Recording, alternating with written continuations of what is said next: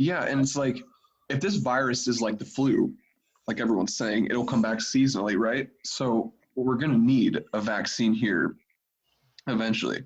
But I read somewhere today that they're doing human testing, like starting today or some shit, and it should be ready for emergency situations by September. Yeah. I don't know what emergency. Well, I actually know somebody. So one of the people that I got in contact with through this whole thing, Andre Watson, he actually, okay, so the claim is that he actually has a cure. He's the CEO of a biomedical company. He has a cure, he says? Cure. Yeah, they have a cure. So essentially, it's a.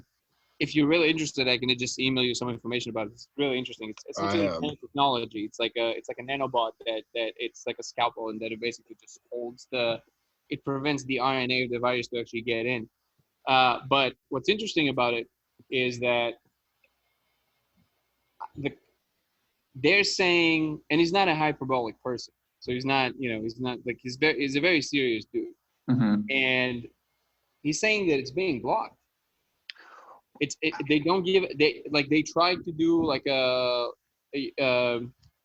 guy who invested the majority of the money in his company, Eric Greenberg, is a multi-billionaire, and he set up a press conference, the whole 9 yards, everything. Aside from one reporter, nobody came. So that's really interesting, and it might be the case that they just kind of they want to manufacture they want to let things like that in, but I wonder if it's possible that they need those industries to run their courses and to run through the economy before they introduce a cure. And I would never, I'm not big on conspiracy theories, but I know the dude, Right. Yeah.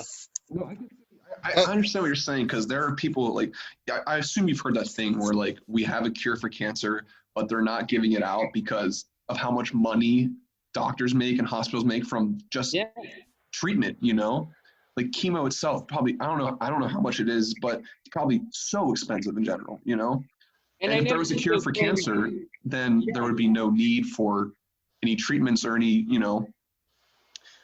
doctors for that sake, you know what I mean? So no one's getting paid. I never took those claims seriously, but now I'm reconsidering because I'm closer to the thing, right? I know the guy. He's not, he's a scientist, very respected, and has a big reputation to maintain, and he's very well known. He's kind of like this prodigy kid. I think he's only 28, something like that, and he's he's already way ahead of his game. And he wouldn't make it up. He wouldn't make it up, and that's really bizarre to me. I'm actually trying to look into that, figure out exactly what is going on there, just out of curiosity, not because I don't know how much I can contribute to the situation, but it fascinates me to watch something like this unfold in real time. Somebody comes to me and says, "Hey, this whole thing the world is going through right now, I have a cure. I tried to tell the president, nobody lets me." That's so nuts to me. It is weird.